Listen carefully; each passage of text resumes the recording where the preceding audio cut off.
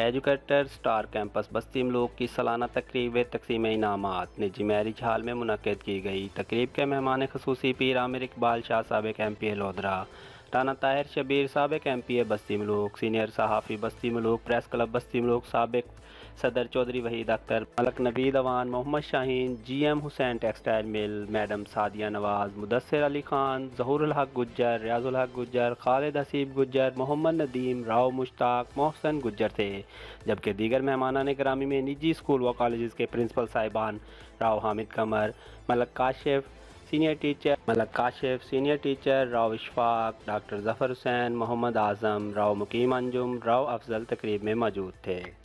تقریب کا آغاز تلاوت قرآن پاک، نعت رسول مقبول، حمد و باری تعالیٰ کے بابرکت نام سے ہوا۔ اسکول ٹیچر نے اپنے علاقہ ملتان کی نمائندگی کرتے ہوئے اس علاقے میں مہمانوں کی تقریب کے حوالے سے بتایا۔ السلام علیکم، امید ہے تسا سارے ٹھیک ہو سو دے ای پروگرام کو انجوائے کریں دے بیٹھو سو۔